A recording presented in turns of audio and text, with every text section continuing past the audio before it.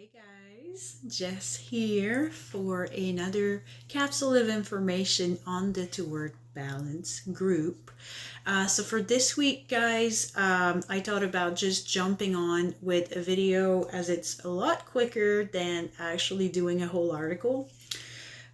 So for this week, I wanted to share something that I learned from Atomic Habit, which is James Clear's book. It's actually on my top 3 at this moment of the book I have read so far. So James Clear is a behaviorist, although he's not an equine behaviorist. Like the recipe to create good, long-lasting behavior or to get rid of behavior is quite the same.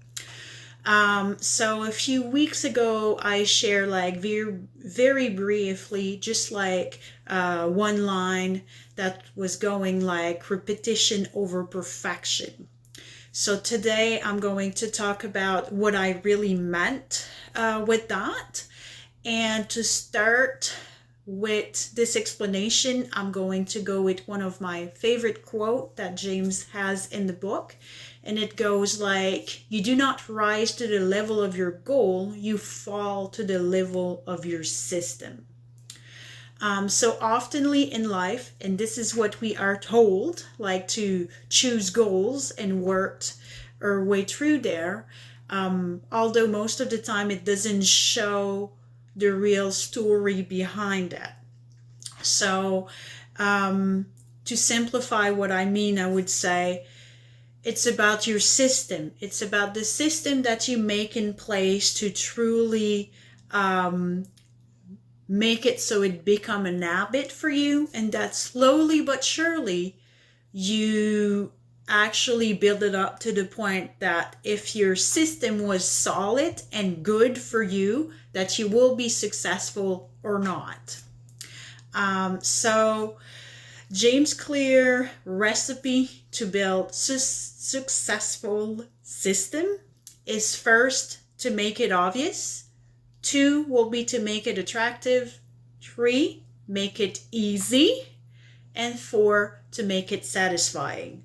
So those are actually very well point that I actually try to use in my training system with any horses I work with. This is why I like Liberty work a lot, because when your horse is asked to perform at Liberty, the horse does know that he always has the very easily option to say nope and leave. So I actually use it to tell me if what I'm demanding of the horse is easy enough, like on that level of it needs to be challenging to keep the motivation up, but it also needs to be just on that scale easy enough that the horses will be willing to perform it fully. So to get back to the first quote, which was repetition over perfection, I do consider myself a rider that always strive for perfection, although I also use a technique that I call thin layering. So basically I accumulate the 1 millimeter detail towards that goal depending on what the horse can offer me in terms of performance.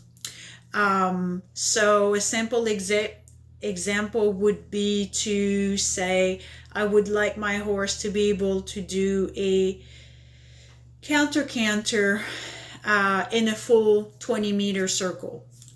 So when you first start, it would be almost ridiculous to push your horse who never been asked to do a canter in a circle to do it for a full circle. But if he can do 1 strike, 2 strike, 3 strike, that's actually pretty good. So this will go to, it need to be like easy and satisfying enough that the horse want to keep performing.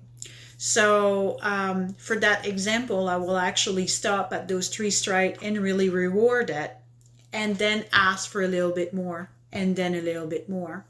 it will come to a point where eventually the horse will become strong enough that I will not need to stop at every tree, because then he can do 4, 5, and eventually 6, eventually half the 20-meter circle, and keep the rhythm of the exercise.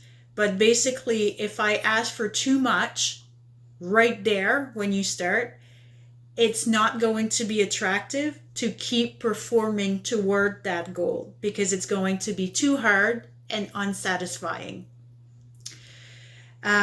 So anyway, this is my talk for today. I hope it will help you to enlighten your training session. And I am totally looking forward for another information session about toward balance.